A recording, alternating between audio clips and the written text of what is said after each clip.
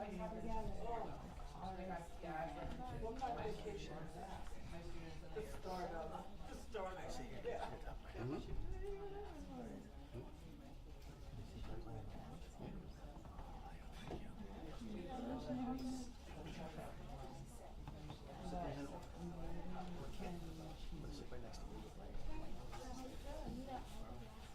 You're good, Jack. You're good. You're out of shot. I don't want to blind Push your shoulders in.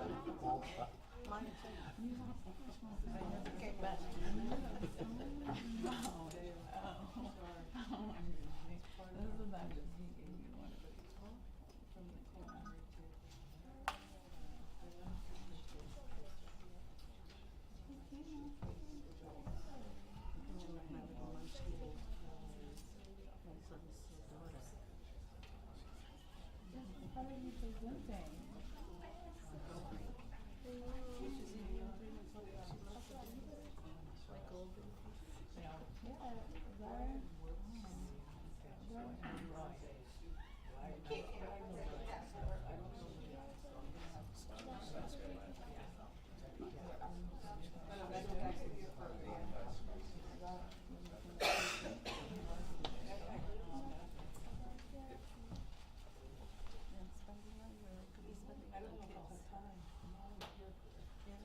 All right, we're going to call this meeting to order at 7:15. We do have a quorum, all members are present. Mr. Kenny, would you like to lead us in the invocation and the pledge? We beseech you, Almighty God, to bless this meeting of the Board of Education. So guide and rule over our hearts and our minds, that all deliberations and the decisions may be in accordance with your will and lead to the advancement and welfare of the community of Stratford whom we serve. Amen. As we turn to the pledge. Pledge allegiance to the flag of the United States of America and to the republic for which it stands, one nation, under God, indivisible, with liberty and justice for all.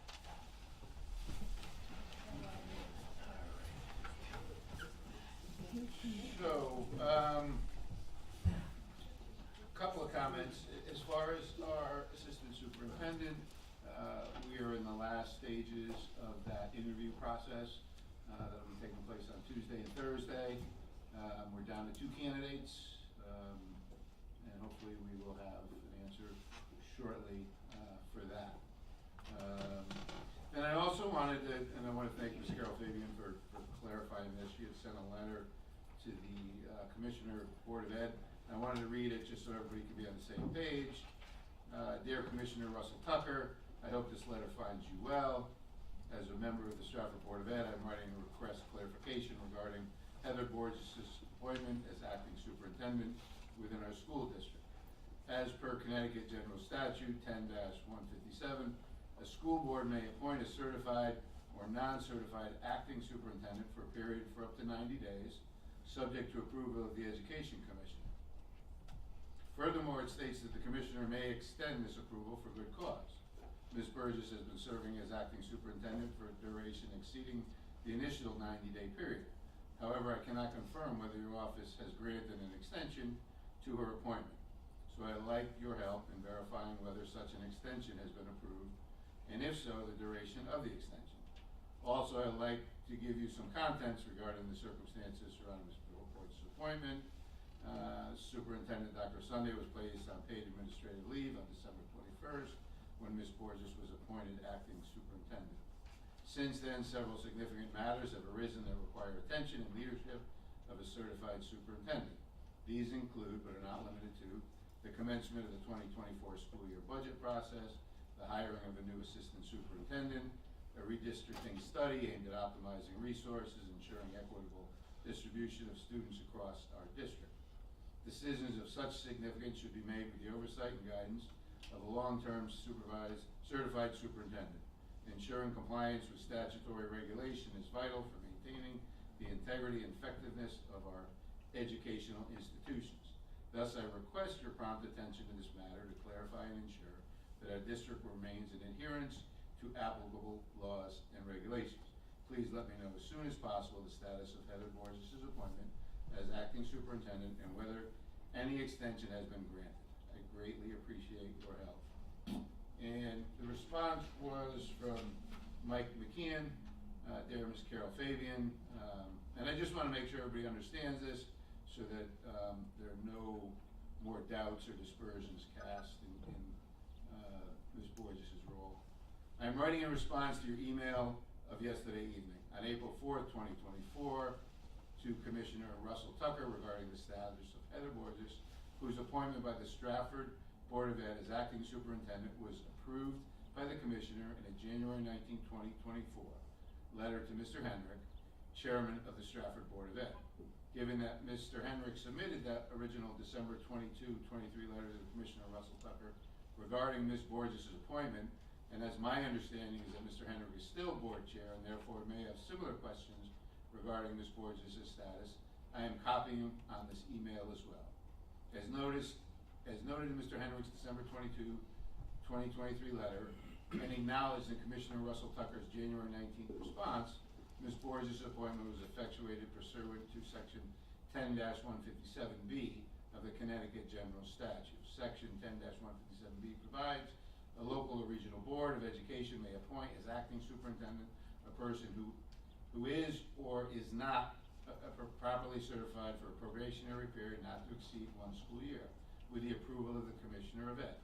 During such probationary period, such acting superintendent shall assume all duties of the superintendent from the time specified and shall successfully complete a school leadership program approved by the State Board of Ed, offered at a public or private institution of higher ed in the state. At the conclusion of such probationary period, such appointing local or regional board of ed may request the Commissioner to grant a waiver of certification for such acting superintendent pursuant to subsequent of this section, or a one-time extension of such probationary period not to exceed 1 additional school year, if the Commissioner determines that such board of ed has demonstrated a significant need or hardship for such extension. As you will see, Section 10-157B does not impose a 90-day limit, such as the one referred to in your email, or an appointment such as Mrs. Borges's. Consequently, Commissioner Russell Tucker's January 19th letter similarly did not include any reference to a 90-day limitation on this appointment. In short, for the purposes of Section 10-157B, Ms. Borges's original appointment has not expired and remains in place. I hope that this clarifies your concerns regarding Ms. Borges' status as acting superintendent. So I just wanted to make clear to everybody that we are in compliance, that Ms. Borges' appointment is valid. Are you going to read her response to him afterwards? Because there's still one more piece to that message, since you've said that she's casting aspersions on Ms. Borges, which was not the intention of that message, of that email. Sure. So read the next response, please. Sure, I can. Thank you very much for your prompt response. You done? I cleared my throat, sir. I know, sir. I'm asking you if you're done so I can continue. Continue. Thank you. It's crucial for us to ensure that communication remains transparent within the board, especially concerning matters of compliance. The response sent to Mr. Henrik was never shared with the full board, ensuring the integrity of our communication channels. This transparency is essential in maintaining the trust and confidence of all board members. I want to acknowledge Ms. Borges' excellent work during this period. She has demonstrated exemplary dedication and competence in her role. However, given the numerous significant factors affecting our district with potential long-term ramifications, it is paramount for us to ensure ongoing compliance. As we navigate these challenges in the absence of a certified superintendent, your confirmation that there are no compliance issues is greatly appreciated. This confirmation will help us to proceed with confidence as we address the current situation and plan for the future. Once again, thank you for your attention to this matter. Thank you. So, that being said, we'll move on. Public forum, and I know we have 3 speakers, and I think I have them in the correct order, but if you ladies would like to change the order. The first speaker will be Dr. Shalonda Hill. Yes. So we have 3 speakers, Dr. Yeah. Shalonda Hill, Kalia Frazier, and Azara Frazier. Azara Frazier. You'll have each 3 minutes each to speak, and you can pick the order you choose to go. And Mr. Kennedy will give you a 30-minute warning, 30-second warning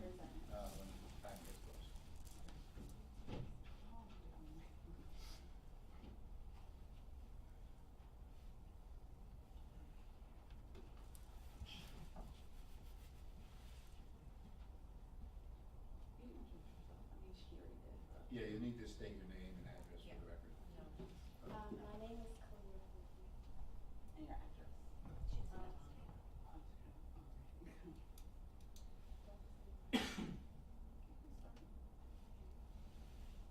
Some people need more help than others, so that's why Vanilla High School should have a support system or have trained mentors for people that want to join a sport with behavior problems. This could prevent students that have behavior problems on the right track, such as having the grades to meet the requirements to be on the team.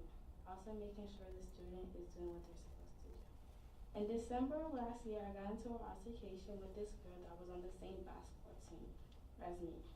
What started this altercation was this girl pulling off my sister's wig that was glued on in the locker room where she wasn't supposed to be. Since she didn't have the grades to play and couldn't practice, so there was no reason for her to be in the locker room. I wasn't in the locker room because my mom and I were waiting for my sister in the lobby. My sister wasn't answering my mom's phone calls. Continuing on with the story, my sister was getting hit by this girl on the corner, and she isn't little. She's tall and big. She's like 275 pounds and near 5'8", and my sister's only 5'1", 100 something pounds. My teammates in the locker room were trying to push the girl off my sister, and the girl was punching them too. While my mom and I were waiting for my sister in the lobby, the majority of the basketball team was in the locker room, so they came out running out the gym screaming their sister got beat up. My mom and I saw a girl that was beating on my sister walk out the gym, and I asked her why she had my sister and told her to never touch my sister again. When I told the girl that she was walking towards me and put her backpack down, I'm not thinking she wanted to fight me, but she got close to me and punched me right in the eye. So I punched her back and we started a fight. My other teammate pulled the girl's hair since that girl punched her in the back. The boys' track coach, my other teammate, and my mom broke up the fight. My coaches realized there was a fight that occurred in the locker room, so they were hearing my sister and the girl's side of the story. After the coaches were done hearing their side of the story, the coaches told the girl and her grandma to go home and told my mom and sister to go home after the fight happened. But my mom and the girl grandma said no because a fight just occurred, so the athletic director was on the way. The athletic director arrived and told the coaches and parents first. Then he told my teammates that saw and witnessed the fight to come to his office, and we all had to write on a piece of paper what happened. After that, we went home. The cop came to my house later that night since my mom just wanted a report and didn't want to press charges. This experience made me realize defending myself gets me in trouble and how unfair the Connecticut law is when somebody punches you or hit you and you can't hit back. Nobody pressed charges and I still got a summons. Another thing is that no adults were held accountable. I personally feel like I worked hard to keep my grades up and do what I'm supposed to do to be on a team, and that's still not enough for somebody that causes problems, don't have the grades, We have to stop.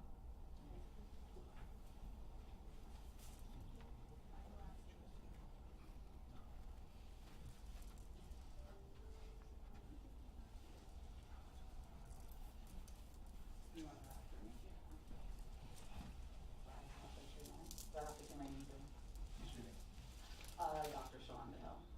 So with this situation, I almost got arrested right before December, and I'm the one who called the police because my kids both got assaulted. And then after I almost got arrested because my kids had to show the cop a video to exonerate myself because the cop said he saw in a video of me assaulting this kid, which I didn't do. And then after that happened, I did a whole investigation with a report for the Stratford Public Police Department, and then the lieutenant came to my house and apologized. I just want to know, because I've been asking the mayor's office, what is the protocol for SROs? They're supposed to protect our kids, not to give them summons. Only certain kids got summons and not everybody. The adults didn't press charges. Do elementary kids, do middle school kids get summons as well? Or is it just high school kids get for fighting? Also, for fighting, she got summons and she got in-school suspension. So I felt like it was a double jeopardy for something that she didn't even start.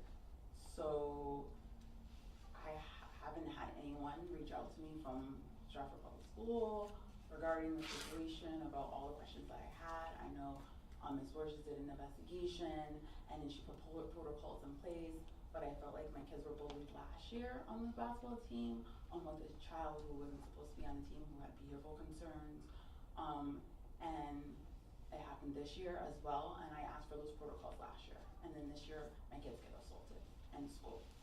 So, moving forward, I would like to know, what are the protocols for kids who have behavioral problems and on teams? There was no security guard there.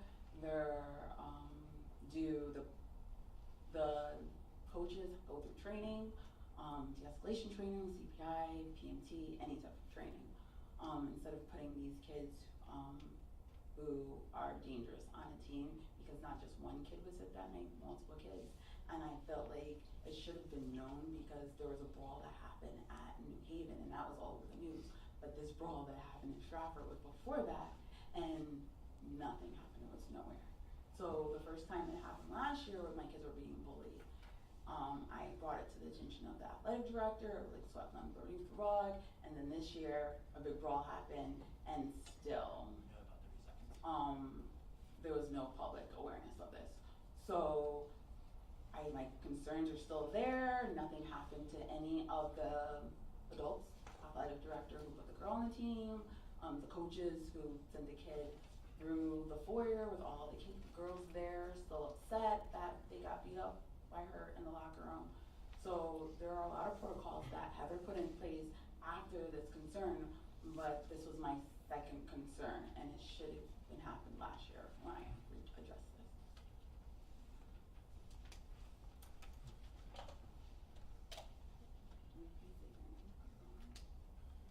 I'm Azara.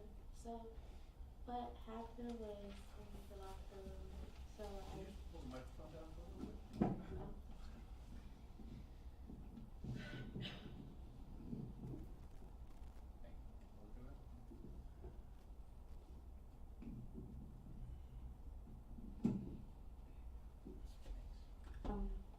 So I did get assaulted because she did pull my wig off, but it could have been prevented. Like the second fight could have been prevented because the coach asked what happened, and she let the other girl go, and she left. And then I had to explain what happened to her, and I explained that I was talking to one of my teammates, and the girl, she just came out of nowhere, so she was behind me, and then she just pulled the wig off. And then I was near like the corner, and I did see her because she tried to sneak me.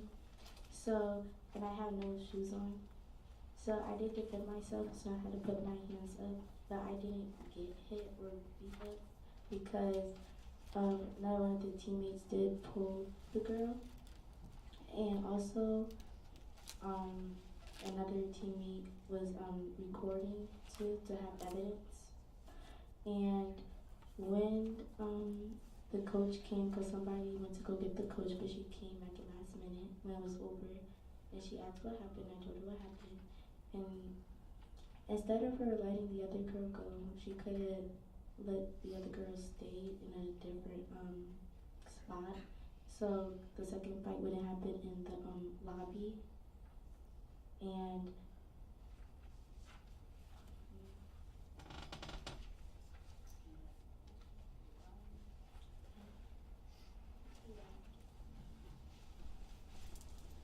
Thank you.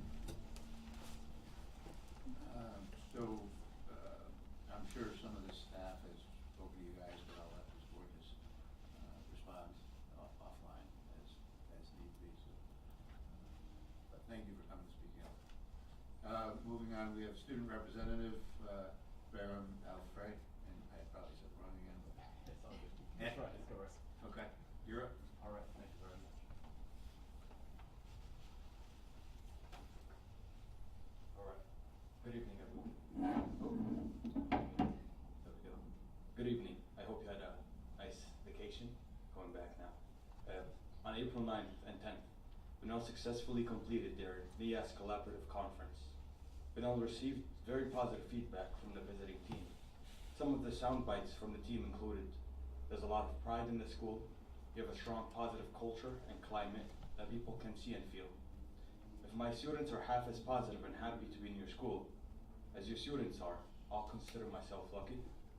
You students speak very highly of the staff. They go above and beyond. Everyone feels that they're on a team that has each other's back. There's a commitment to inclusion and belonging, particularly with your special education students. Students feel safe and happy here. The hallways are so quiet, that's a good thing. We look forward to receiving their official report next month and preparing for the decennial visit in 2026.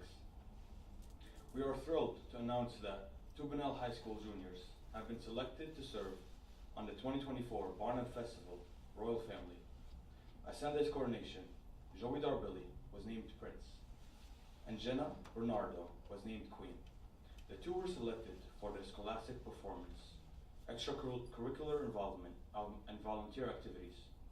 As the former Prince myself, kinda nice. I had the pleasure of attending the coronation ceremony last evening and being present for the recognition, which was nothing short of amazing. We're happy to announce that Megan Kimberlengo has been named the salutatorian of the class of 2024, and Stephanie Lupo has been named the valedictorian of the class of 2024. Both Megan and Stephanie have exhibited exceptional leadership in both in and outside of the classroom, and we look forward to celebrating them at the Board of Education meeting in May, and their graduation in June. Our band.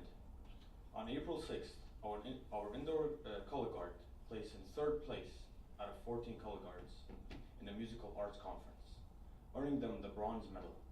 On April 13th, our indoor drumline placed 1st and won the gold medal in the Musical Arts Conference, completing an undefeated season and their 3rd year in a row winning the gold medal.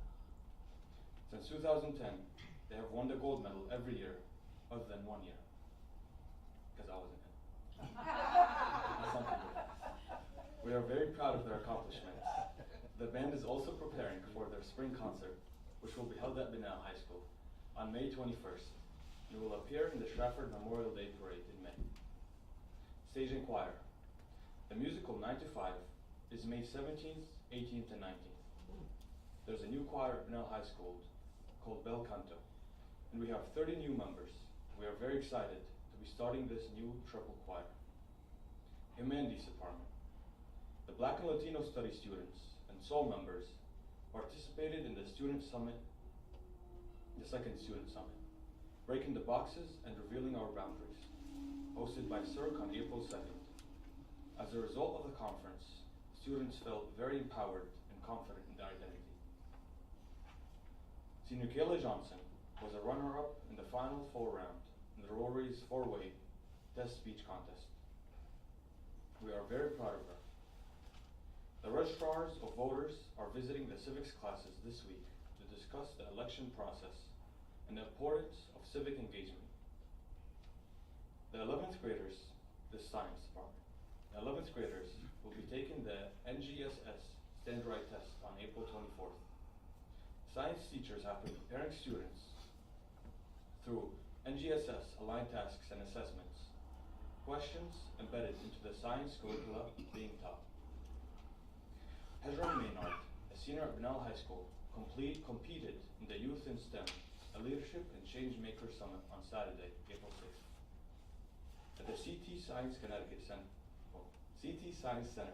and won 3 prestigious awards: the most innovative poster, first prize for the poster competition, an $80,000 scholarship from UConn to major in environmental studies and policy. His research is titled The Psychological Effects of Plants in Academic Environment. With Dr. Connors as a mentor throughout his research, his green study room at Bunnell High School is ready for students. This project encourages connecting with nature by fixing the greenhouse and implementing plants into a green study room. The goal of this project was to create a safe and stress-free environment where students who felt stressed and overwhelmed could go to study, be productive, and most importantly, relieve stress. Student government. Student government is preparing for their final spirit week of the school year. We're also preparing for the class officer and student government elections. Applications are currently available for students, and elections will take place at the end of May. Interact Club. The Interact Club hosted their 3rd annual spring egg hunt with the second Hillian kindergartners on April 11th. Interact Club members are also volunteering at the Rotary Annual Rip Night on April 12th, the paper shredding at the Baldwin Center on April 20th, and cleaning up the community on April 24th, at the Shakespeare Park on April 27th at Longbrook Park. Women's Empowerment, for the 3rd year in a row, is taking part in the Center of Family Justice 11th Annual Walk a Mile in Her Shoes fundraisers on Saturday, April 27th. Athletics Department. Litzy Montes, girls tennis, and Matthew Stewart, boys outdoor track, were named the April Athletes of the Month. Congratulations to Litzy and Matt. Over the weekend, sophomore Lindsay Bezel competed in the Patriot Games in Coventry City, where she completed the pentathlon. Oh, that's a hard one. That's 100 hurdles, high jump, shot put, long jump, and the 800. Oh my God. And she finished in 1st place. Congratulations, Lindsay. She's a sophomore too. She's got a lot of potential. The Unified Sports and State Championship Boys Basketball team were recognized at the Town's Council meeting on April 8th by Mayor Hoydick and Town Council members. Jordan Ricketts was named the Division III All-State team in boys basketball. The Boys Basketball Division III State Championship Banquet will be held at Vazzi's Four Seasons on May 29th, with tickets currently available for purchase on GoFan. In conclusion, thank you all very much for allowing me to share it as happening at now. Have a nice rest of the evening. Thank you. Before you go, Ms. Borges? I think you forgot one very important thing. Barham has been selected as one of the 625 semifinalists to advance to the final round of the 2024 U.S. Presidential Scholars Competition.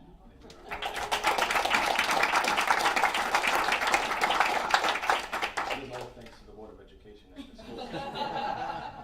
I just wanted to make sure you added that to your report. Daniel Brennan? Let's see you top that. I'm sorry, I can't top that. Maybe next week, or next month, sorry. All right, I hope you guys had a wonderful break. I know I did. I was on an island. I'm kind of sad it went that quick, but so today we learned that Stratford High School senior Elle Youngquist was accepted to Cornell University. This is our first of hopefully more Ivy League commitments for our senior class. Congratulations to Elle. Additionally, today we learned that Stratford High School junior Natalia Haptamariam was named a Barnum Royal Family Princess in the 2024 coronation ceremony. This summer, she will serve the greater Bridgeport area in a series of community service events along with 5 other peers in the Barnum Royal family. Congratulations to Natalia on this wonderful honor. On Tuesday, On Tuesday, March 26th, Stratford High School juniors took the school day SAT. We are happy to report that 90% of juniors took the exam that day, and after the makeup day that was scheduled for Friday, April 5th, we have passed the 95% requirement for the state has for high school participation. A special thanks to Mrs. Toth and Mr. Petition for working this requirement. Tuesday, March 27th, Stratford High School administration welcomed current 8th graders and their parents to Stratford High School for our open house for the class of 2028. They were met by members of our National Honor Society and Ushers Guild. After a presentation by Mr. Delapiano and his administrative team, our student helpers gave all guests a tour of our school. Stratford High would like to thank the supervisors for their support in starting the after-school AP test preparation opportunities. Since April 3rd, we have had the opportunity to attend these prep sessions to help us better prepare for the upcoming AP exams. In the humanities content area, students continue to engage in relevant coursework and project-based assessments.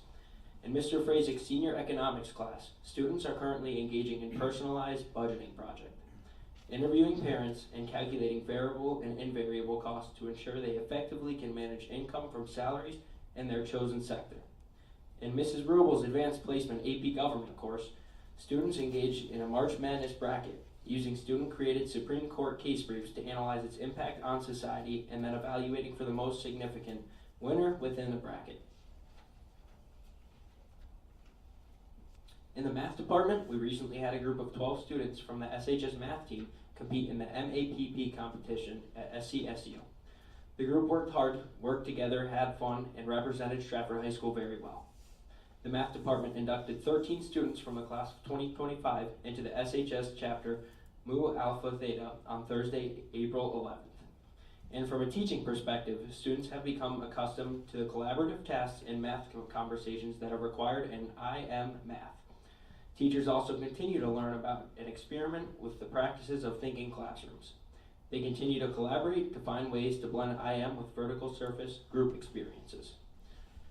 In the science department, teachers are administrating the NGSS interim assessments to the 11th grade students. The main objective is to familiarize the students with the testing platform and expose them to the types of questions they might encounter. We are getting ready to administer the exam on April 24th, 2024. 10 SHS students applied and attended interviews for the National Audubon Society's 4 wildlife steward positions. The results will be announced soon. Stratford High School students also took part in our Connecticut Olympiad on the Yukon Stores campus on April 20th. Our thanks to Mr. Walsh and Mr. Contefio, who have been running after-school sessions every single week to prepare the students for the state competition. Our students had a blast and enjoyed this competition. Stratford High School has also started the sale of prom tickets this week. Seniors who have good grades and no library fees will be able to purchase a ticket and bring a guest with them to prom. The school counseling department has begun also collecting prom dresses to provide to the students who are in need of them. We received 49 dress donations along with shoes and jewelry. School counselors will be staying after school next week to provide students with the opportunity to shop for dresses and find their perfect match for prom or graduation. Our medical careers pathway will be finishing their clinical hours this week. They have learned a ton and gotten a lot of hands-on experience within the medical field. Thank you to Apple Rehab in Shelton for this wonderful opportunity. Chelsea DeLucia continues to help support the school counselors with the FAFSA completion. As of April 12th, 139 students had submitted their FAFSA. On March 26th, 11th grade students took the SAT. With one makeup date, Stratford High reached a 96.5% completion. Stratford High will honor their SWC Leadership Award recipients, Daniel Brennan, that's me, and Lorna Gradowitz, as well as our Unified Sports Athlete of the Year, Cooper David and partner Zachary Ryder. Stratford's 2 Scholar Athlete Award recipients, Gabriel Rodriguez and Kaylee Foyda, will be honored on Sunday, May 5th at the AquaTurf in Sellington. Stratford Baseball will also hold their annual Fans for a Cure game on Tuesday, May 14th with Notre Dame Fairfield. All proceeds will be used to help promote prostate cancer awareness. Once again, thank you for your time. So I know Mr. Dewey's report is going to be a little bit longer, so I'd ask if we could, without objection, have Ms. Dancho jump the line, and I know yours is a little bit shorter. But it'll be short.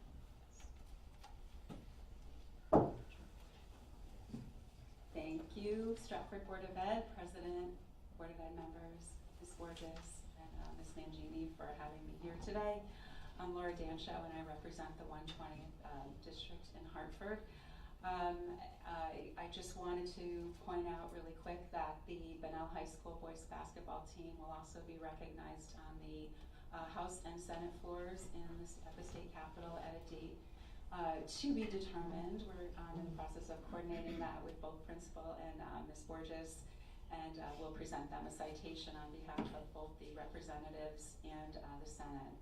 So we're very proud of them and excited to recognize them on the floor.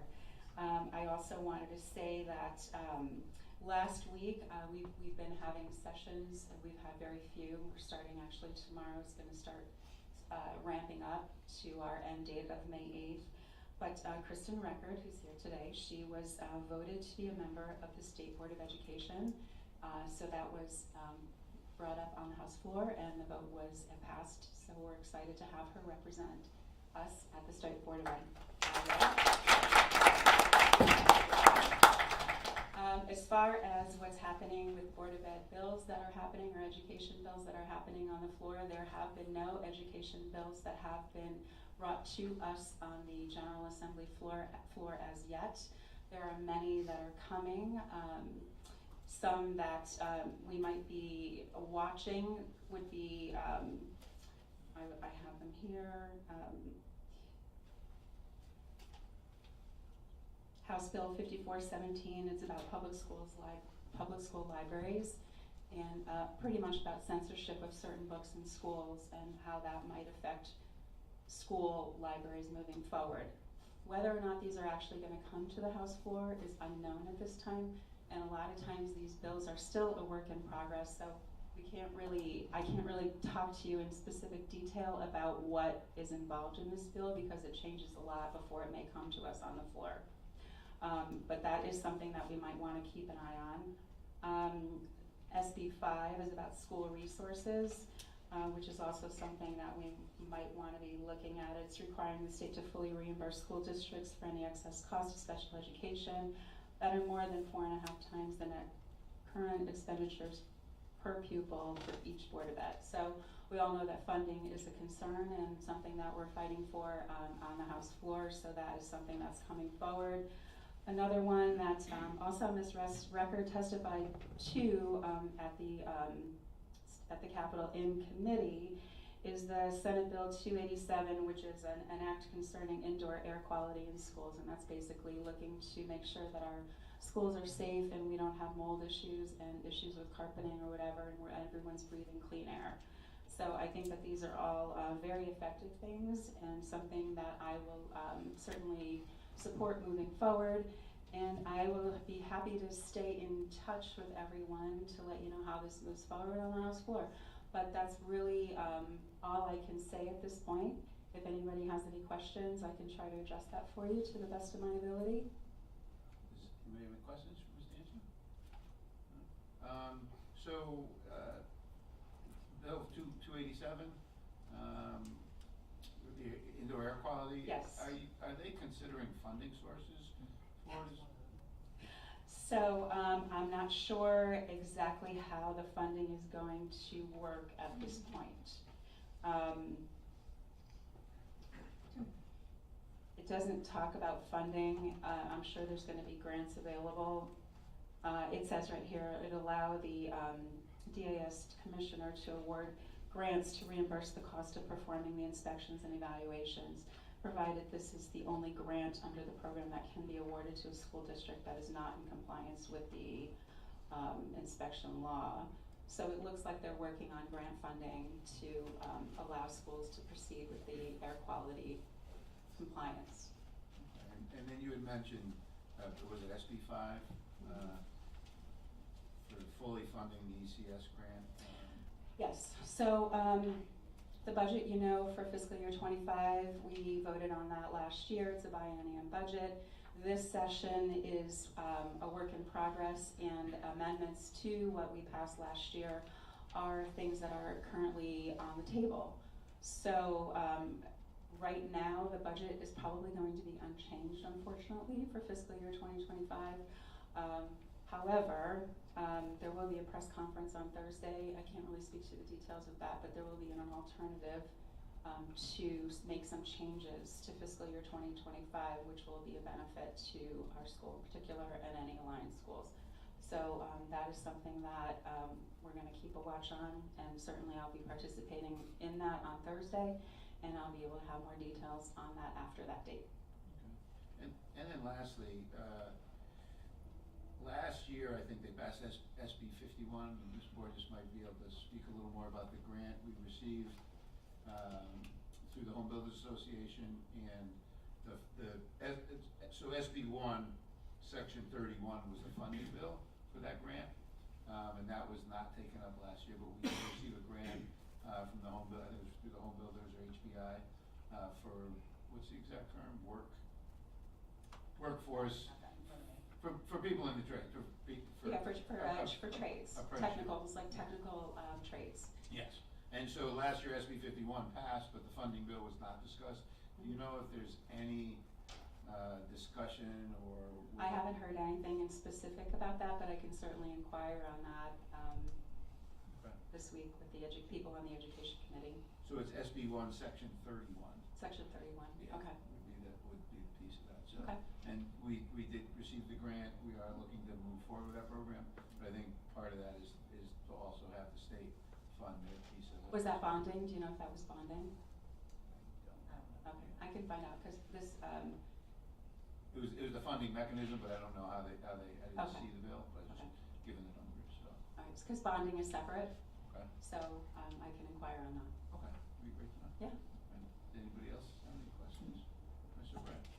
Hey Laura, glad you got your voice back. I know I did, it's been a while, so it's great to have a voice. Can you say something about Stratford Day at the Capitol on May 1st? Do you know any Yes, details? Stratford Day is gonna be May 1st at the Capitol, and, I intend on being there. There's gonna be a lot of companies up there that are important to our town. So, I have not seen the agenda for the day, but I know that it's gonna be a full agenda supporting all of, what Stratford has to offer. I know So- several museums will be there. Yeah, yes, Yeah. museums will be there, some businesses will be there, the mayor will be there, so we'll have a good representation of all the good things that are happening in our town. Thanks. Maybe we can put out an email blast, just to maybe forward something to Teresa. Okay, yeah, Send it out to absolutely. board members, Yep. or- I'll do that. Okay. Sounds good. Anything else? No? Thank you. All right, thank you. Appreciate your time. Mr. Dugas, you're up. Thank you. Good evening, everyone. There are three things I want to update you on. First, of course, is the investigation regarding Dr. Sunday. I'm sure that's top of mind for everybody. We've continued to make good progress with that. There's only two really pieces left to it. In terms of the background, which is interviewing administrative staff and gathering documents and all that, pretty much done. And at the conclusion of that piece, we just have one more person to interview in terms of that, and we're ready to schedule an interview and have an interview with Dr. Sunday. Paul Testa from my office, who's handling most of the heavy lifting on the investigation, reached out to his attorneys last week to set something up hopefully this week. We heard from them Friday, indicating they want to discuss a number of items before they would make him available for an interview. We just set up this afternoon a phone call, I believe it's Wednesday afternoon, to speak with them, to walk through whatever those issues and concerns are, and hopefully fix the interview and move forward with that in the next week or 10 days at the most. And then at that point, hopefully, it shouldn't take us more than a week or two to wrap up the investigative report. With the one qualifier, often things will come up in an interview, and you'll need to look at additional documents, so that could certainly happen. It wouldn't be unusual, but we're closing in on it, so making good progress on that. The second thing I wanted to mention just briefly, as you know, we received a Freedom of Information Act request from Dr. Sunday's attorneys. I've reached out to you and asked you to get me to look at your personal email, personal cell phones, and see if there are any correspondence that are related to the items in the FOI request. Some, I'm not sure, I don't think everybody's gotten back to me, but if you haven't done that, if you would please, just get back to me, even if you find nothing, just to confirm that, just so I can make sure we close the loop. Then the last item, as has been reported, there's been a lawsuit filed against the district by Dr. Sunday. That is an item, there's a few things I just want to explain to you about that, and I anticipate there may be some questions. And my suggestion would be that we do that in executive session, because it is pending litigation, and we have the right under FOIA, under pending litigation, to go into executive session to discuss that, so that would be my recommendation.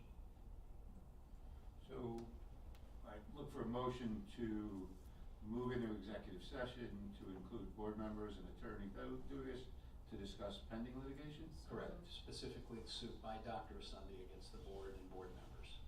Moved by Ms. Fidel, seconded by Mr. Kennedy. All those in favor? Aye. Opposed? Motion passed unanimously. Okay, so before we go into executive session, up front here, you'll see a bunch of snacks. We're gonna ask everybody. This is our earliest deal.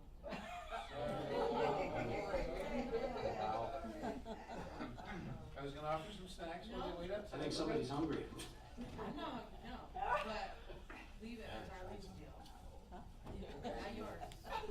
Would you like to share your snacks? Oh, yeah, would you like me to, it's part of my report, would you like me to share the snacks? I will. I thought it would be a nice touch, but I Thank didn't mean you. to step on your toes. No, I you're apologize. fine, you're fine. You may embark on, but you have to listen to my report after, so eat and stay. So, as They're you, made by our students. They're made by our students, but that's my report. so as you funnel out the room, if you'd like to grab something, and if not, we'll ask everybody to leave the room, and.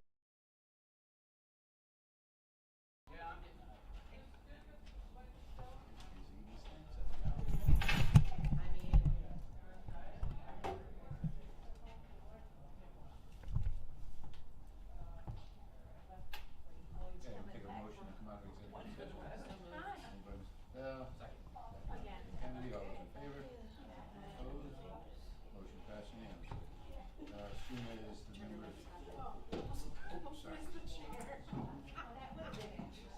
So we just had a motion to come out of executive session, passed unanimously, made by Ms. Bedell, seconded by Mr. Kennedy.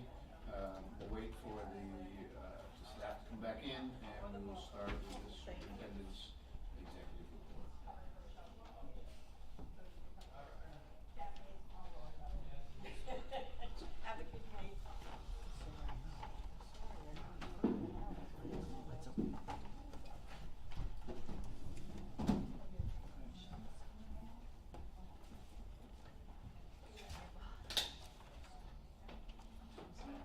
When you're ready, Ms. Borges, the superintendent's executive report.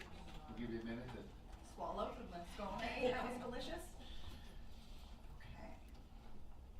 So, good evening, board members and community members. My theme tonight is Spring Energizes Our Community. As we transition into the vibrant season of spring, it brings with it a surge of energy and excitement within our educational community. And I am pleased to provide you with an overview of the upcoming events and initiatives shaping our schools in the coming weeks. Top on our list, celebrating our student achievements. Our school calendars are brimming with a multitude of activities reflecting the diverse talents and achievements of our students. And in the upcoming week alone, we have several noteworthy events. Stratford High School CTE Student Showcase. This event serves as the platform for our students to demonstrate their proficiency and creativity in career and technical education disciplines. In addition, this year, Flood and Worcester Middle School have partnered up for the spring play. The stage is going to come alive with creativity and dedication of our middle school students as they present their spring production of Singing in the Rain, showcasing their theatrical talents. Flood Middle School is also holding 7th grade orientation. Welcoming our 7th graders is a pivotal moment, and this orientation event aims to ensure a smooth transition for both students and their families. Stratford High School is having a talent show, a showcase of the talents possessed by the high school students, highlighting their artistics and performing arts prowess within our community. And these events represent just a glimpse of the rich tapestry of activities taking place across our schools. From Johnson House's spring concert to BHS Unified Sports Banquet, our calendars are filled with opportunities for students to shine. So I ask for the community and for the board to make sure you stay on top of the school calendars and the district calendars and really get out to celebrate our students because they are absolutely amazing. In addition, amidst the flurry of activities, it is essential for me to acknowledge the dedication and hard work of our teachers, our students, and our families as they navigate through high-stakes assessments. And we recognize the commitment and effort they invest in preparing for these assessments, and we are proud of their perseverance and their determination. And we are continuing with more district assessments as the month goes on. As you heard already today, we are in our ongoing pursuit of academic excellence and administrative leadership. We are currently in the 3rd round of interviews for the assistant superintendent position. The caliber of the candidates and the engagement of the stakeholders throughout this process are a testament to the strength and support of our educational community. So we express our gratitude for the invaluable input and collaboration of all the stakeholders involved in this search. As we embark on this dynamic season, Let us continue to uphold our commitment to fostering and nurturing an enriching environment for all members of our educational community. Together in Stratford, we strive to empower our students to excel academically, socially, and personally, and I want to make sure that we continue to put our students at the front of everything that we do. Thank you. Any questions for Ms. Borges? No? Okay.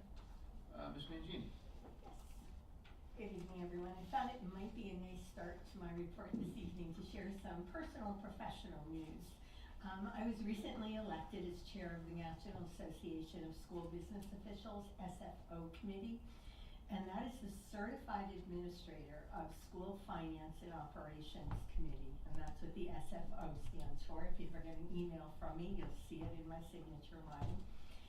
This committee actually oversees the SFO designation and the exam process, and the SFO exam is a multi-part exam, and it results in attaining a certification that proves proof of knowledge and professional competencies as a school financial and operations official. I was one of the first in the state of Connecticut to achieve that certification about a dozen years ago. And I have been on this committee for the past 4 years, but it's the first time I'll be serving as chair. In addition, I was currently asked to serve on the Board of Director Nominating Committee for the Connecticut ASBA group. And I'm also a presenter for an upcoming Learning Academy workshop. I share this primarily because I think it's really important that we as administrative professionals within the school district serve in capacities in these organizations, because not only does it create professional development opportunities, but it also keeps us up to date on all of the numerous changes that happen continuously with state legislation and processes, and it also helps us learn best practices from other districts, not only within the state, but throughout the country. So it's been kind of a fun few months, and ASBO International actually goes beyond the states. It's also Canada, and there's a couple of other countries that participate as well. So do a lot of networking, but it's all very valuable. In addition, I wanted to share the packet of information that I provided to everyone, and it's a follow-up to information that was requested and discussed at the Finance Committee meeting on April 10th. You did ask for legal costs associated with the superintendent's case and Mr. Dugas's presence at our board meetings, and he provided what was billed to date, $36,938.50, and unbilled $8,589. I also talked a short bit about the special education out of district costs, and I told you I would share with you what I have used in some of my classes. And I just updated it a bit for Stratford because, as I've said before, we do things just a little bit differently with our excess costs. But when you have a moment, just maybe review it, and if you have any questions, I'm happy to talk to you about it. But it kind of gives you an idea. When I speak about the variables in our budget, this is a big part of it, that we're trying to estimate costs far in advance, and so many things change. But you'll also see how difficult it is to know what our reimbursement will be as well. Also, I was asked about the controllables versus the non-controllable expenses on our food service management company invoice. And though I had an idea, I thank you, Bill, because I got a better idea now. So please review that. If you have any questions, I'm happy to address them. And I also provided you with the December report that was provided in January, the financial report. I just wanted to make certain that there was no question for consistency as well as transparency in our reporting, that we did tell the board about the $95,000 savings that we were going to see in our budget because of the 21st Century Grant Award. The state had increased it, which is great. It's helping us a lot. And I think lastly, I did ask for the athletic funds information that was also requested. I did it, I think, on Friday before break. My fault, I didn't do it the very next day, and in fairness to everyone, they're just catching up. So as soon as I have that info, that will be shared as well. And that's my report this evening. Any questions for Ms. Mangini? I just wanted to thank you for following up on those requests, and congratulations, Pam, on being an appointment. Well deserved. We're very proud of you. Thank you. Aswell's lucky to have you as our lead. Right, Ms. Gutzman? Good evening, everyone. Before spring break, the Franklin sixth grade teachers implemented an activity with their students, and Mr. Conrad, their principal, also participated during a professional development day. They conducted a fun research engineering competition that required them to draw on multiple STEM concepts and skills to build a paper structure that would support as much weight as possible. It was a great team-building activity and application of knowledge. And as a side note, Mr. Conrad reported that the faculty just barely outperformed the students. So congratulations, students. Lordship, I want to talk a little bit about the Eclipse activities.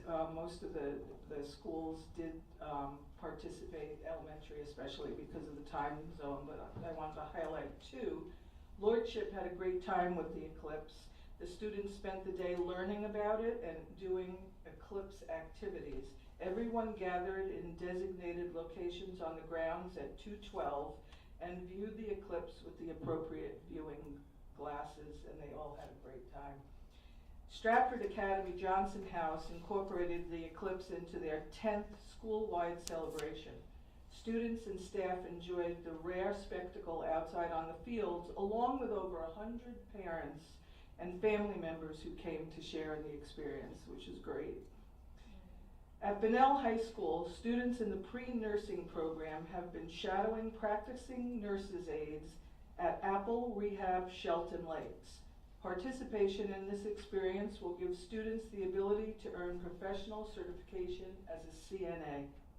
Students in the pre-teaching pathway who are taking the brand new course, Teachers, Schools, and Society, are completing a 30-hour internship at various elementary schools in the district.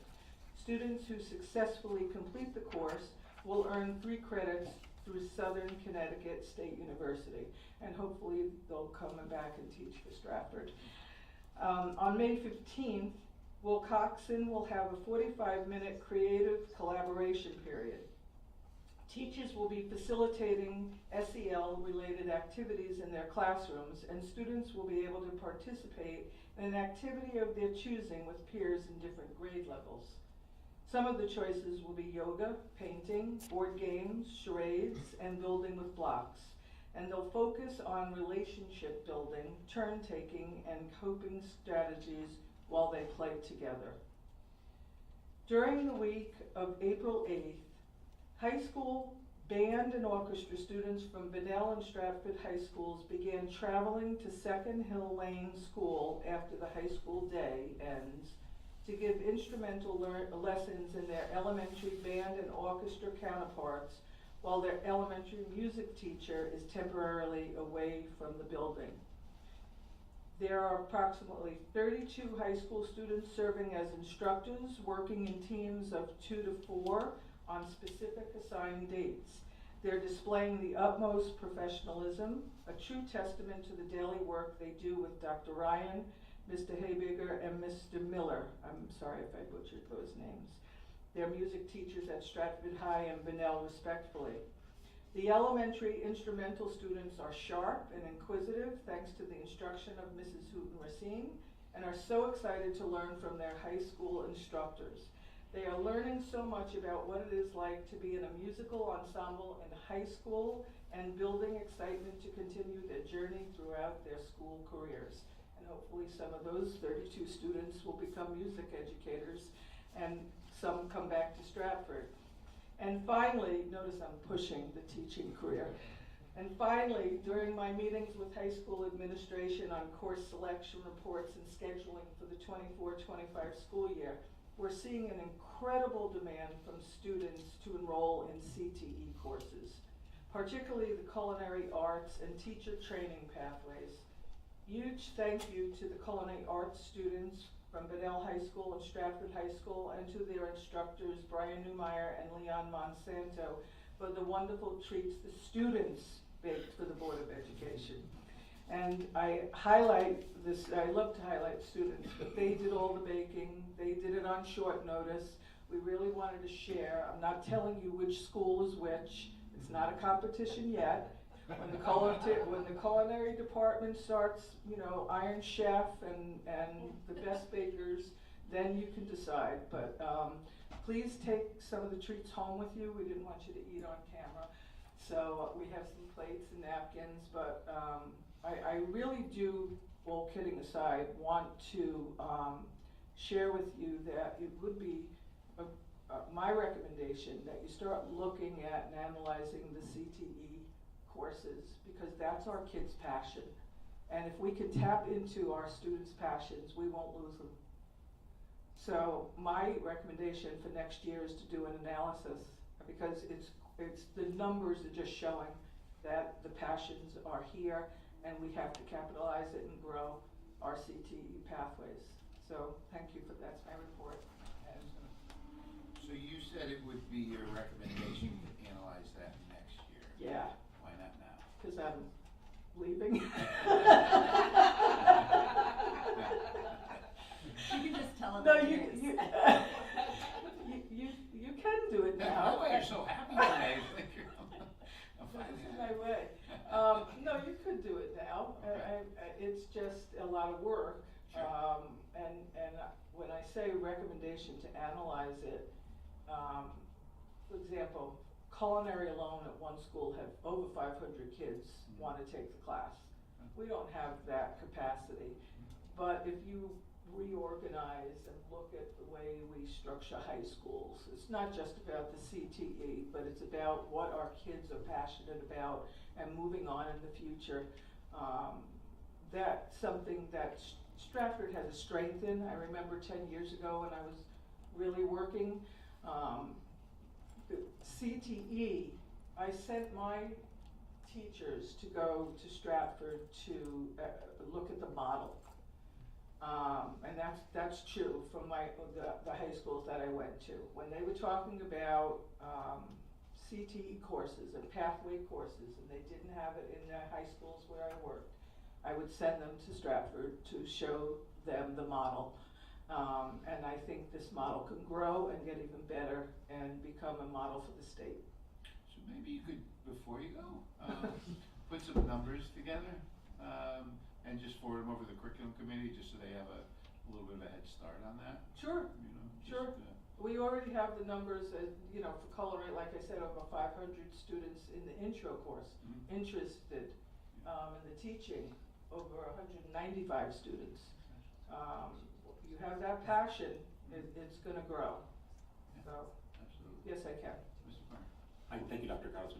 A question, the high school students that have been heading over to Second Hill Lane to assist and encourage and teach the younger student players. I know it sounds like this is brand new this year because the music teacher is out. Yeah. Is this something that you guys are intending to pursue and extend as a regular thing each year? Because it sounds, I'm looking over it. It sounds like I'm thinking as an elementary school teacher, whenever we ever have older kids come into the building, the encouragement, those kids that you might lose interest in the instrumental program and fall off, might hold on a little bit longer because they know there's a group for them to be a part of when they get to high school. And I'm just wondering if that's something that could continue even once that position has been, once he's back. I would say over the past 2 years, and Katie, you can let me know if I'm wrong, but over the past 2 years, both high schools have been engaging more and more with students finishing their school day and heading over to the elementary schools for the end part of their day in order to support science and in order to support the music and all the different departments. So my short answer would be, I'm sure they will, because they have just continued to expand both Bunnell and Stratford High School, heading over to the different schools. You know, it's obviously easier for some schools because you're closer in proximity and kids can just walk over and help. And for the other ones, we try to figure it out. It sounds like a real good shortcut for kids to find their niche. Very good. So, Yeah. thank you. And hopefully that could become part of the study too, you know, because you have a teaching and learning pathway. And thank you for buying the treats, because I know you did that. I didn't want it to come out of the budget. Thank you so much. Please take them home. Any more questions? No? Okay. Next, people personnel services report, please. Mine is extremely short, but I'm just continuing to make sure the board is aware and that we are fully transparent. We did not anticipate the increased number of needs and the increased number of students with exceptionalities in the district this year.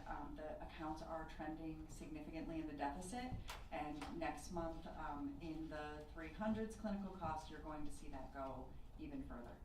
And again, just to remind you, those are outplacements, those are travel transportations, those are one-to-one DTs, one-to-one nurses, additional staff for programs that are now at, at capacity or reaching capacity, to make sure we are meeting the needs of all of our students. So we are going to continue to trend in the deficit area in the Department of Special Education for the remainder of this school year. Any questions? No? All right, look for a motion to accept the meeting minutes of March 25, 2024. So moved. Moved by Mr. O'Brien, second by Mr. Vidal. Any discussion or amendments? No? All those in favor? Aye. Opposed? Motion passed unanimously. Personnel assignments, get a motion to approve. So moved. Moved by Ms. Vidal, seconded by Mr. Kennedy. Any discussion? All those in favor? Aye. Opposed? Motion passed unanimously. Budget transfers. Ms. Mangini, you wanna take the lead on those? Certainly. You have 3 budget transfers in front of you this evening, and they were presented to the Finance Committee on April 10th. The first one is with regard to the magnet school tuition, and there is additional funding needed for that account, and it's primarily as a result of more students that signed up than we had anticipated. Budget transfer number 2 is an increase in police coverage costs at sporting events due to the change in the cost share model between the town and the Board of Ed. And the high school is requesting $20,000 in additional funding to that account. And budget transfer number 3 is as a result of the increase in fire and and property insurance from the town, which has resulted in a deficit in that account. And this is where we're asking you to transfer the savings from the 21st Century Grant Match to offset the deficit. Mr. Bell, do you have anything to add to your finance? Nope, they were, all of those were forwarded to the board with favorable recommendation from finance. Okay. So I'll take a motion to accept budget transfer number 1, increase in magnet school tuition due to more students attending than originally calculated. Transfer funds from excess in the BOAG tuition and student. Total budget transfer $48,000. So moved. Moved by Ms. Vidal. Second. Second by Mr. Kennedy. Any discussion? All those in favor? Aye. Opposed? Motion passed unanimously. Budget transfer number 2, increase in policy coverage cost at sporting events due to change in cost share model between the town and the BOE. Total budget transfer amount is $20,000. So moved. Moved by Ms. Vidal. Second. Second by Mr. O'Brien. Any discussion? Just to note that we discussed this in finance, pretty extensively, and this is kind of like a fail-safe account that's being put into place. It's not an overage that we're being charged right now or anything like that. Any other discussion? Hearing none. All those in favor? Aye. Opposed? Motion passes unanimously. Budget transfer number 3, increase in fire insurance from town, resulting in an overage, transfer savings from 21st Century cost, match to offset this deficit. Total budget transfer amount is $77,805. So moved. Moved by Ms. Vidal. Second by Mr. Kennedy. Any discussion? Hearing none. All those in favor? Aye. Opposed? Motion passed unanimously. Proposed graduation date, June 10th. Oops, sorry. Yep. Policy 5112, revision age of entrance, second read status, and adoption. Came over from the Policy Review Committee with a favorable recommendation. The first read was approved at March 25th, 2024 Board of Ed meeting. I'd look for a motion to approve. Would that be the motion to approve? Okay. So moved. Moved by Mr. O'Brien, seconded by Mr. Kennedy. Any discussion? I just had one quick question. I know we had, let me just find the page.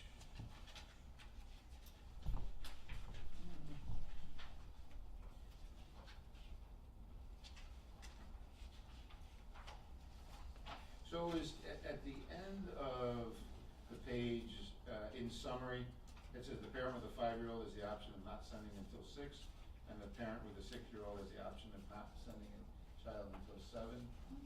Is that just standard? That's the law. Okay. Okay. And can you explain why that exemption is there, or is it just? Legally, a parent does not have to register a child until age 7. Okay. So that we're letting you know what you can do and what your legal rights are. So legally, a 7-year-old would start in kindergarten, or would they start at the? First grade. First grade, okay. Okay. So, and any other discussion? Roll call vote, Ms. Carol Fabian? Yes. Mr. O'Brien? Yes. Ms. Vidal? Yes. Mr. Kennedy? Yes. Mr. Cormier? Yes. Ms. D'Angelo Bowers? Yes. And chair votes yes, motion passed unanimously. So the proposed graduation date, June 10, 2024, both high schools. Both schools normally hold the graduation ceremony on their field, weather permitting. Is a motion to approve? Moved by Ms. Carol Fabian. Second. Seconded by Mr. O'Brien. Discussion? Yes, just a quick question. This accounts for the switch in the days in April, okay. And this was the date that you've worked out. Okay. All right, any other questions, concerns? All those in favor? Aye. Opposed? Motion passed unanimously. Moving on to the proposed last day of school for 2023-2024 administration. Last school set July 11, 2024 for students and June. Nobody wants to say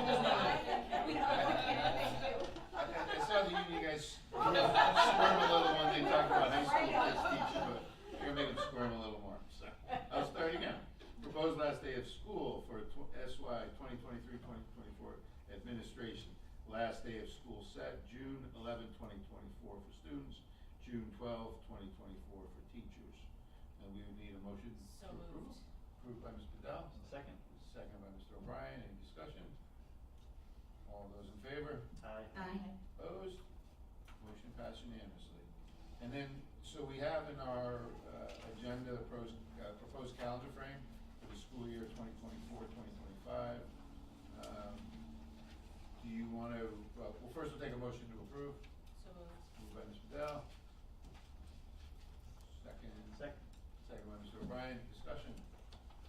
Ms. Borges, do you want to kind of give us some? If everyone had time to look at it, just make sure you feel it's equitably distributed. Talk about any discussions now, because the sooner we can have a working calendar, the better for all of our families. So I just have one. I mean, everything else looked fine. We had talked about this like 2 years ago. Three Kings Day, January 6th. We do have our kids off for a week and a half. They come back on the 2nd. They go from the 2nd, 3rd, and they have a 3-day weekend. Is that? And I brought up the concern a few years back, but just it seems like that's going to be just an extended vacation. The 2nd and the 3rd would be days that would, knowing that you have another Monday off, I would guess our attendance numbers would be pretty slim during that time frame. Would it make sense to eliminate that day, or do we want to keep it in place? My concern is for the, the educational environment for the kids, and maybe even, one of the folks down in the second row want to comment on that, or? Oh, we have lots of. Could just extend that give us the second and the third off as well. You're gonna have a lot of absenteeism between staff as well as students. My preference would be that we eliminate the 6th and bring the kids back on the 7th. I don't know about eliminating that once you've started it with we have a high population of Hispanics in our district now. I'm not opposed to their suggestion. Make sure schools are a little longer. Well, either that or do you wanna sit here and try to scramble for subs for those 2 days? And I'm only talking teachers. You know, there's gonna be a lot of kids. And what I can say to that, I love our teachers union, and I love their opinions, and I don't think it's necessarily a terrible idea, and I feel like if I say this, I'm gonna jinx the weather. I know we were But we thinking- really haven't, over the past bunch of years now, had snow days, right? So, I know. I'm really hoping that we don't have a major blizzards next year, but we just haven't had a ton of snow days. So, I don't think I think it's a safe risk if this board did want to just extend it the 2nd and the 3rd and just make our end date 2 more days, but, you just never know what's gonna happen with weather. So from the 3 union folks in the audience, raise your hand if you're in favor of that. Okay. And it's not even for us, it's not. What they're addressing is that Absenteeism is. it's about student absences, it's also about getting subs. So they are not wrong that it is very difficult for us to fill sub positions on a Thursday and a Friday after a long break. I have a question. How are PLC days are not included on this calendar? How are they going to affect the dates and, I mean, the conferences, the half days aren't so much going to affect, but how are PLC days gonna fall this year? Because sometimes they're full days, sometimes they're. PLCs have been half days. So they're, Do we have a schedule for that yet? no. Yeah, I don't think we need that, because parents need to plan, pre-plan childcare. Especially those Christmas weeks too, so. But what we could do is approve this calendar and then add those in at the next month's Yeah, meeting. they're not gonna affect our end date or our beginning date because they're PLCs, they're half days. They're gonna affect our families, right, and how we do that. So this calendar wouldn't necessarily change with the exception of the half days. So we could talk about the PLCs. You could approve the general outline of the calendar and then we can talk about the PLCs. And they always get a little heated with that talk because But I think, make everyone happy with us. I think approving this, the framework of this calendar now allows those who need to, start to make plans as far as the school year planning. And then parents with the half days, and it's not gonna start until September, so if we wait till next month, it's not gonna, negatively. I mean, personally, I'd like to see eliminating the 6th, but, based on the comments, I would say, plan B, my second preference would be to extend it, to the 2nd and 3rd. But that's just my thought. I think you had your hand up and you had your hand up too? I have a concern with kids being out of school for 17 days, right in the middle of the second quarter. It's a long time. I know Bridgeport went through the same question about a month and a half ago.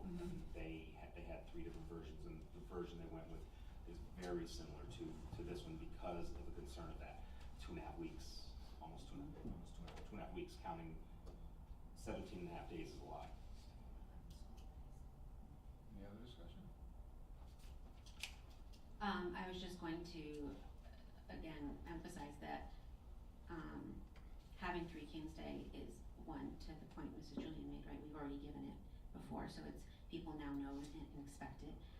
We have a large, Hispanic and Spanish population.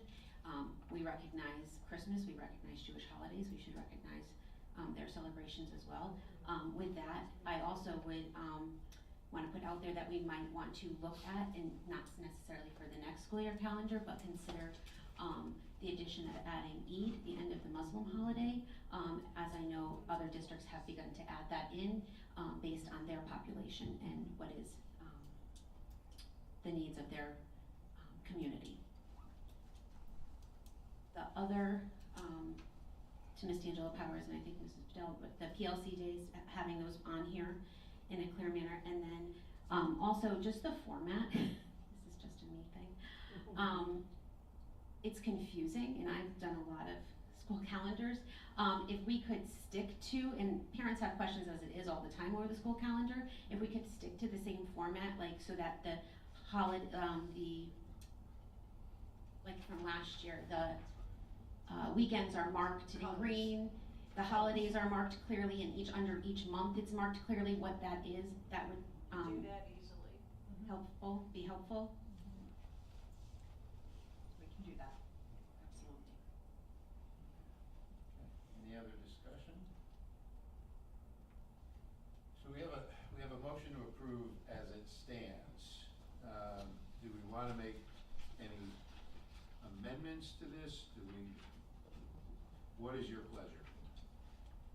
I would like some time to just meet with my unions and the principals for the PLCs to give you guys a clear answer on their desires around the PLC dates and how we wanna roll those out this year. And I would love for the board right now to kind of talk about this dilemma, right? Talk about this 17 days versus having 2 days that we may not fill with subs, you know, and what we would want to possibly do with that break. And I can understand both sides. So I understand the side from the teacher's perspective of kids coming back for the 2nd and the 3rd, or not, and possibly not having subs. I definitely don't want to see the 6th go away. I think it's very important to our families, and I think people are observing it, so I would like to keep that. So I think it's just really a decision-making tool about whether or not, how we're gonna recover from 17 days off if we go with eliminating the other 2 days. And the 20th being a half day, is that The 20th is a Martin Luther King Day, so that is a day off. December 20th? December Oh, I'm 20th. sorry, I thought you were talking January 20th, because we're in January. January 20th. I'm sorry, December 20th. December 20th. Yes. I couldn't tell if that was, is that That's just report report card cards. day or early release, No. 'cause next to it.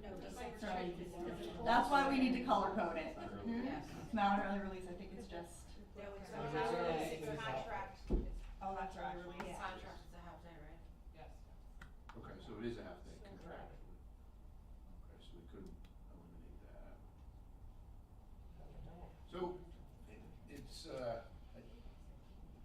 it would be my preference that we amended this to include the 2nd and 3rd, but, January 2nd and 3rd is days off, but, we've got a couple options. We can approve it as it is, we can amend it, or we can table it.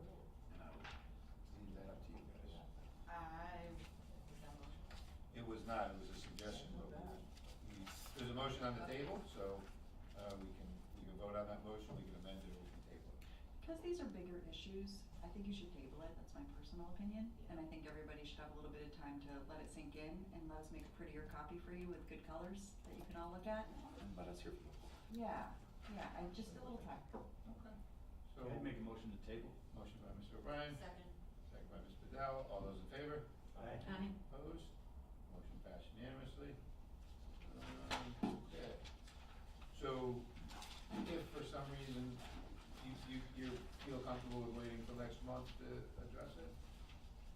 Yeah, we can wait till next month, and I will get you a copy before then of better color coding and some PLC information on it. If for some reason you needed to do it sooner, we've got some committee meetings, finance, and possibly some others, we could call a 5-minute special meeting Okay. prior to that, if you felt the need to move it quicker. Right now, I think it can wait till next month, and I'll get the details, and I think the public will appreciate having time to let it sink in. And can we post what we have? Would it make sense to post what we have, or wait till it's approved? We're gonna wait. Okay. Moving on, residency, any issues, any comments? No? Okay, committee reports, curriculum, Mr. Kennedy. We didn't meet this month, Okay, April. We did meet in April. okay. Finance committee, Ms. Bedell. Finance committee met on April 10th. There was a lot of discussion around the budget transfers that Ms. Mangini presented earlier that were passed unanimously by the board. There was also some discussion on the special education report and budget, as you heard Ms. Borges mention earlier, being over quite a few students at this point, and according to our estimates at the beginning of the year, and working through the budget with that. Otherwise, that was pretty much it. And then just to follow up on that too, obviously we're waiting for the town to finalize their budget. I know last year was first year they waited until the state finalized their budget before the town finalized theirs. There's been some discussion as to whether they'll follow that same format or not. But I will reach out to the council and get a list of they've got some public forums coming up. So I'll get a list of those public forums, make sure we post it on our website, so that everybody's aware of what their processes are and what their dates are, so we can be a little formed in advance. I believe Councilman Llewellyn had mentioned, probably the first one would be next Monday, April 29th. Okay. For the ordinance committee. Okay. Well, I will confirm that with them and make sure that we get that out to everybody, so. School planning, we did our, was any comments, any conversation about finance? No? Planning, we held our forum with SLAM. They presented, we selected 2 recommendations. I believe they're gonna be refining those to some extent. Once we have a timeline and we'll be receiving that information, we'll hold a couple public forums. I think we might do 2 during the school year, maybe one maybe into June, early June, just give everybody an opportunity to see what it is. Right now, I think that information is on the website. I think so. Anybody from the public who wants to take a look at it can look at it. But again, even the 2 scenarios that we selected are not the final scenarios, so they will be refined. SLAM is working on those maps Yeah. to go with, so that people will know exactly where it's affected, and we'll get those posted as soon as we get them. Okay. And then, once we do, we'll have the forums, we'll have some discussion, we'll get some public input, and we'll figure out a game plan from there. Anything else on that? No? All right. Liaison, Town Board of Ed did not meet. Policy review, Mr. O'Brien. Yes, we had another really good meeting on April 10th. This diverse committee just amazed me with their energy and their dedication. We have 3 subcommittees that have all been assigned different policy to review. The first 3, I think, we're close to sending something to the board. Now, the next 3 we're going to work on. One group has homework policy, one has student attire, and one has community relations. So it's a great committee. I'm thrilled to be part of it.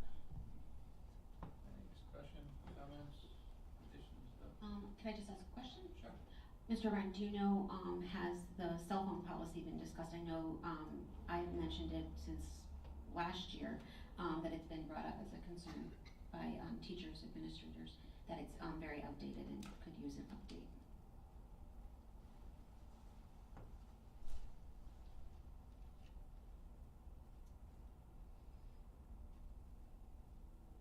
Mr. Howard? Up at the next meeting. Thank you.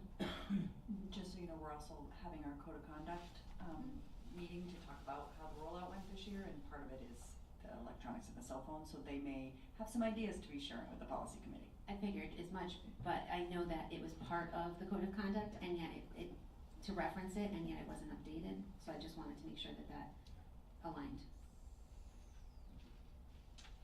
And then, so one of the things we also did was we sent out, I think Mr. O'Brien sent out a questionnaire on what the members' top priorities were as far as their policies, and so they kind of ranked them, but that could be our next, I'd be interested in what the administrators and teachers' input on that would be.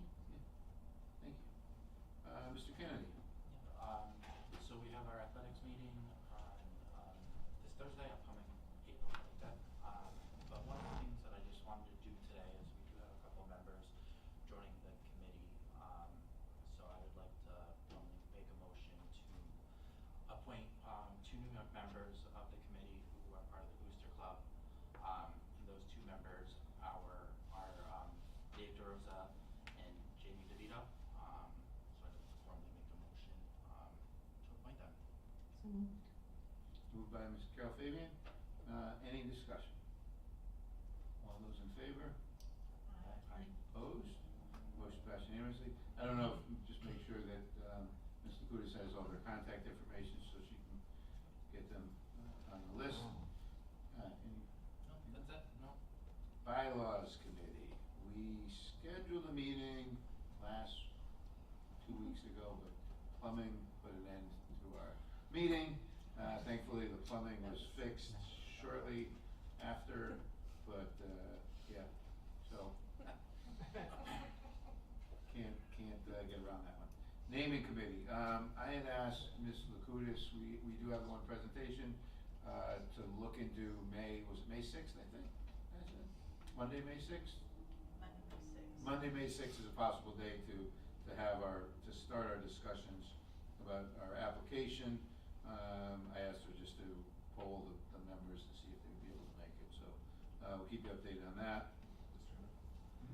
I did notice, I saw the email this afternoon, there was one person that we had added verbally, I think, in our meeting, was Celeste Burnett, and she wasn't on the list for this. I'll put it in.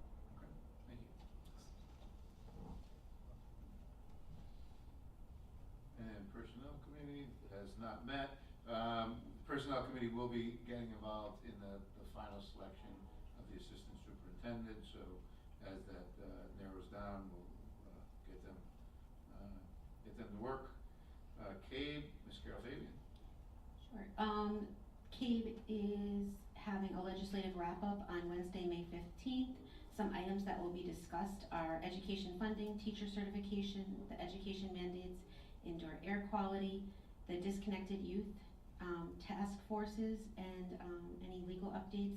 And just to follow up on that portion of disconnected youth, the CCM Commission on At-Risk and Disconnected Youth that are working with Diallo Education Foundation is developing a long-term strategy to reduce the number of risk and disconnected youth, including supporting high school students who are at risk of not graduating. And that meeting, if anybody would like to join it, is Tuesday, April 30th.